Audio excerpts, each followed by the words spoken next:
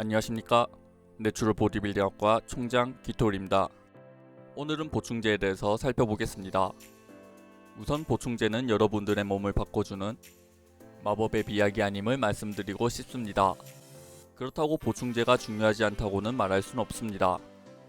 단 1%라도 근성장에 효과적이라면 전 보충제를 먹을 것이기 때문입니다. 중고급자, 고급자가 될수록 1%는 큰 차이를 낼 수 있습니다. 보충제는 말 그대로 보충해주는 물품이기도 합니다. 하지만 보충제 중 몇몇은 근성장에 유용합니다. 그러니 보충제를 근성장에 도움주는 하나의 도구라고 생각하시면 되겠습니다. 마치 턱걸이를 하는데 스트랩이라는 도구를 쓰면 더 잘 되는 것처럼요. 첫 번째, 웨이프로틴. 웨이프로틴은 생체 이용률이 높고 단백질 소화율이 높고 고함량의 류신이 들어가 있기에 고퀄리티 단백질원이라고 볼 수 있습니다. 그리고 단백질에 류신이 많이 들어가 있다는 말은 단백질 합성률이 높다는 말이기에 근성장에 매우 효과적이라고 생각하시면 됩니다. 또한 단백질원에 류신이 많이 있다는 것은 신체의 아나볼릭의 가능성을 올려준다는 말이기도 합니다. 그리고 웨이프로틴이 고기나 다른 단백질원에 비해 아나볼리즘을 많이 올려준다고 말합니다. 고기, 쌀, 콩 등에는 류신이 대략 8% 들어가 있는 반면 웨이프로틴에는 11에서 13%의 류신이 들어가 있습니다. 그렇기에 굳이 웨이프로틴을 안 먹을 이유가 없다는 말입니다. 웨이프로틴은 WPC, WPI, WPH로 나눠집니다. WPC는 이 중 가장 덜 정제된 것입니다. WPC는 기본적으로 맛이 괜찮습니다. 그리고 생물 활성 분율이 높고 면역 기능에 긍정적인 효과를 가져옵니다. WPI는 WPC에서 더 필터링한 것인데요. WPC에 있는 락토스, 지방, 탄수를 더 정제해서 만든 것이기에 더 비쌉니다. 그렇기에 같은 그램을 비교했을 때 더 높은 단백질 함량을 가집니다. WPI의 또 다른 장점으로는 락토스나 다른 부산물을 제거했기에 소화 능력이 안 좋은 분들도 쉽게 소화할 수 있다는 것입니다. 특히 유당불내증이 있는 분들은 WPI를 드시는 것이 하나의 해결책이 될 수 있습니다. WPI보다 더 소화를 잘 시켜주는 것이 WPH입니다. 그렇기에 WPH는 WPC나 WPI에 비해 더 비싸다는 단점이 있습니다. 또 다른 단점으로는 생체 활성률이 떨어지고 맛이 없다는 점이 있습니다. 보충제 회사에서는 이 세 보충제 중 WPH를 최대한 많이 파려고 합니다. 왜냐하면 더 정제했다는 이유로 비싸게 팔 수 있기 때문입니다. 그러면서 WPH가 WPC나 WPI에 비해서 더 효과가 좋다고 주장합니다. 하지만 이와 관련해서는 아직 데이터가 충분하지 않다고 말씀드리고 싶습니다. 웨이프로틴의 적절한 섭취량은 20에서 30g입니다. 20에서 30g의 섭취량이 대부분의 사람에게 가장 효과적이고 단백질 합성률을 최고치로 올릴 수 있다고 연구에서는 말합니다. 하지만 여러분의 근육량이 많다면 40g의 단백질 보충제 섭취도 권합니다. 만약 여러분들이 하루에 섭취해야 하는 단백질량이 많다면 단백질 보충제로 하루의 섭취량의 단백질을 일부 섭취하셔도 괜찮습니다. 그리고 운동 후 단백질 보충제를 무조건 섭취해야 한다고 생각하시는 분들도 계신데 고퀄리티의 단백질원을 섭취하신다면 보충제가 아닌 일반식으로 채우셔도 무방합니다. 두 번째, 크레아틴. 크레아틴에 대해서는 많이 들어보셨을 것입니다. 아마 여타 다른 유튜버들처럼 또 크레아틴이야? 라고 생각할 수 있습니다. 하지만 크레아틴을 제외하고 보충제를 논할 수가 없습니다. 크레아틴은 보충제 중 가장 효과 있는 보충제로 분류됩니다. 크레아틴과 관련해서 수많은 연구들이 진행되었고 그 수많은 연구들이 하나같이 크레아틴은 효과가 있다고 말합니다.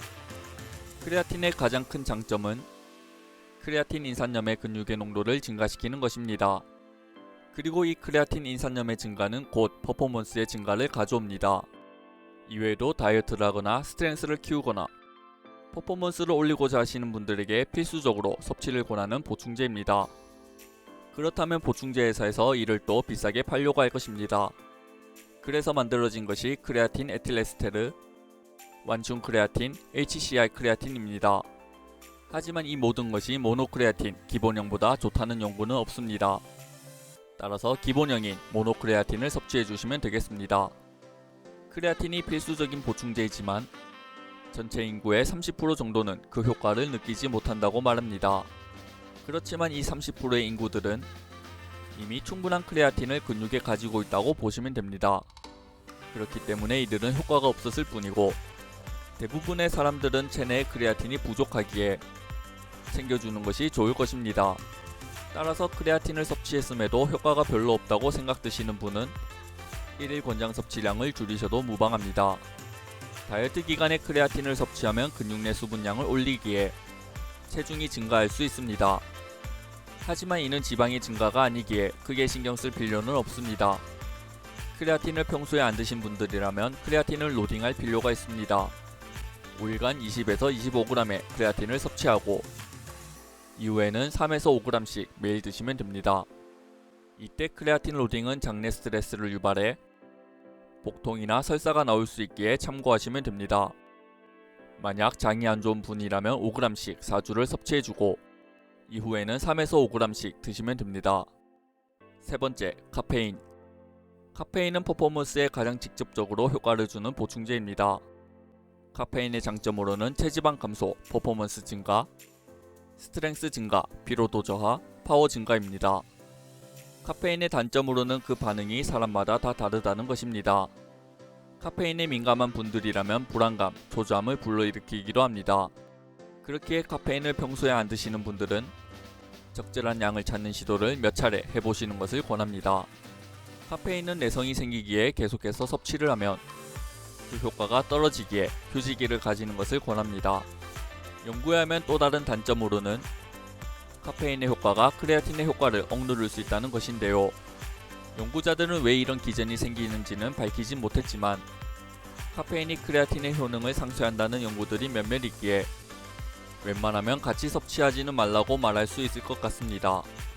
그렇기에 운동 전에는 카페인을, 운동 후에는 크레아틴을 섭취하는 형식으로 진행하시면 되겠습니다. 카페인의 섭취는 사람마다 다르다고 말씀드렸습니다. 누구에게는 75mg이 맞을 수 있고 누군가에겐 400mg이 맞을 수도 있습니다. 하지만 많은 연구에서는 체중당 3에서 6mg을 권합니다. 그러니 80kg인 분에겐 240에서 480mg이면 될 것입니다. 카페인의 휴지기는 대략 한 주 정도 섭취를 멈추시면 됩니다. 그리고 에너지가 가장 필요한 시기에 카페인을 많이 섭취하시면 좋습니다.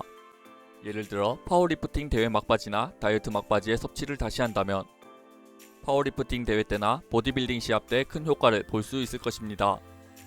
특히 다이어트 브레이크의 기간이나 리피드 기간 때는 일시적으로 멈추는 것도 상당히 괜찮은 아이디어라고 말씀드리고 싶습니다.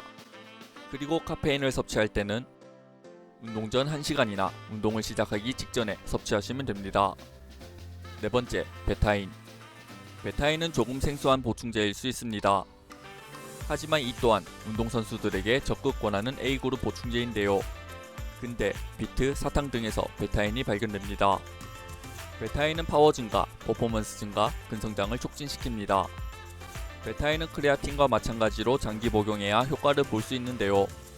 위산을 많이 생성하지 못하는 분들에겐 효과를 볼 수 있지만 산역류를 겪으시는 분이라면 베타인을 섭취하지 마시고 무수 베타인을 섭취하시면 됩니다. 베타인의 경우 하루에 2.5g을 섭취하시면 됩니다. 다섯 번째, 카르니틴. 카르니틴은 효과가 많이 있다고 여겨지는 보충제 중 하나입니다. 그리고 카르니틴은 다양한 형태로 존재하는데요. 어떤 결합이냐에 따라 기능이 다 다르고 바뀝니다.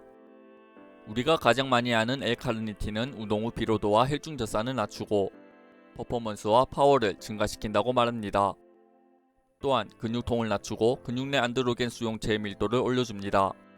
안드로겐 수용체의 밀도가 올라간다는 것은 테스토스테론과 같이 아나볼릭 호르몬의 레벨을 올리고 효율적으로 일을 할 수 있게 만든다는 것입니다. 그리고 테스토스테론과 같은 안드로겐은 근육 성장에 기여합니다.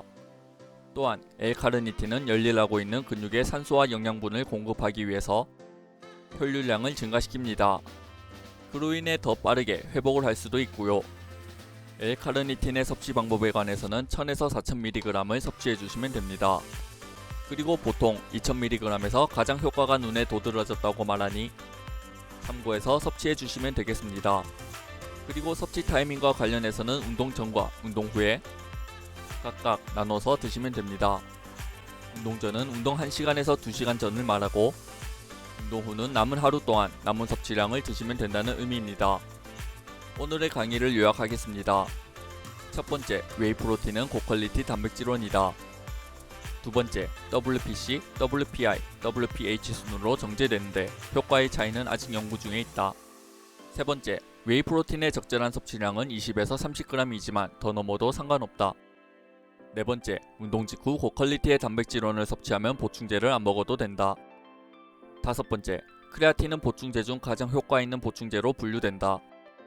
여섯 번째, 크레아틴의 효과는 체중 감량, 스트렝스와 퍼포먼스 증가 등이 있다. 일곱 번째, 크레아틴은 모노크레아틴을 섭취하면 된다.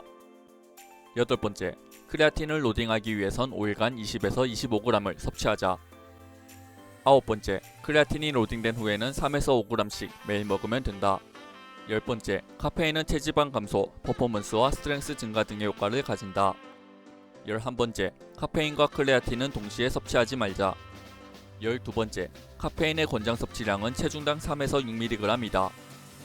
13번째, 베타인은 파워와 퍼포먼스 증가, 근성장을 촉진시킨다.